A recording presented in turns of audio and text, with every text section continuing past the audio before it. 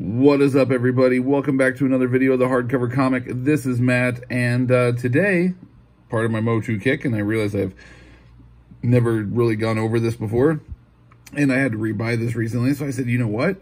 I'm going to do a video on this. So none other than He-Man and the Masters of the Universe mini comic collection, okay?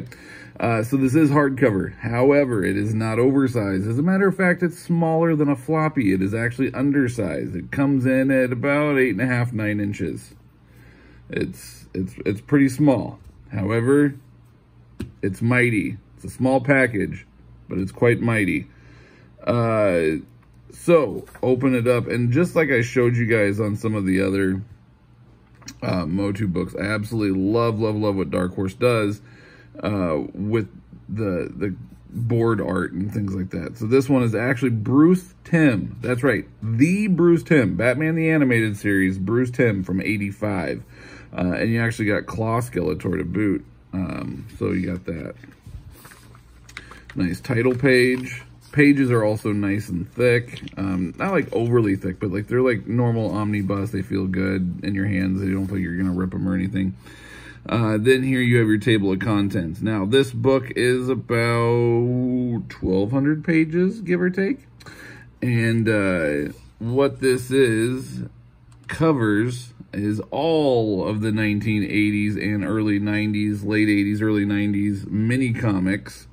For She-Ra, Princess of Power, as well as He-Man, Masters of the Universe. So every mini comic that was ever made for action figures in the 80s and early 90s is right here in this book. Then, 1,225 pages. Then, what they have going on here towards the very back of the book is a little introduction, I guess you could say, a little teaser of some of the mini comics that are found in the Masters of the Universe Classics figures that came out or started to come out in 2008. So there is a little bit of teaser for that one as well. So this book did come out in about 2015. I have read some of these. I've been reading some of these. So in the early days, He-Man was actually a barbarian, and he leaves his village to move on, and he got his powers from his suit, not from the Sorceress, not from Castle Grayskull. He actually had one suit that made him strong. He had another suit that made him like basically invincible. He had, it was all based on what suit he wore, even though they all looked identical.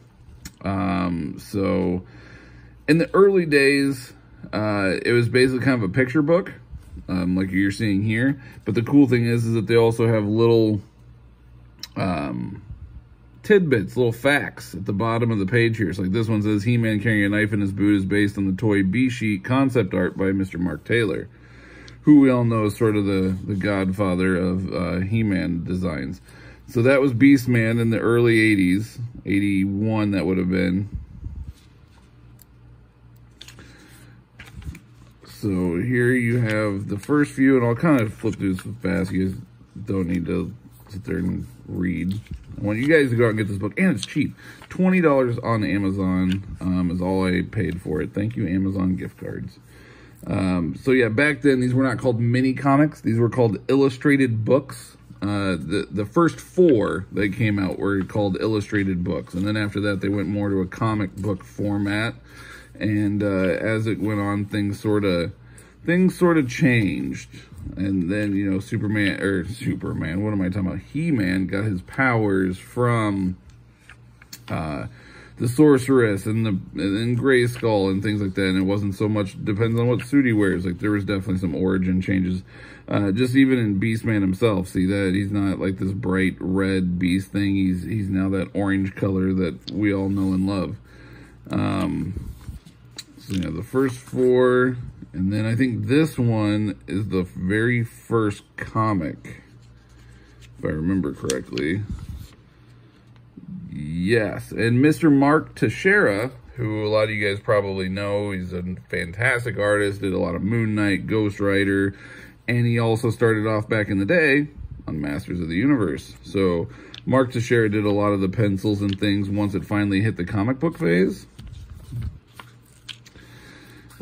So yeah, I've read up through here. I've read The Origin of Many Faces.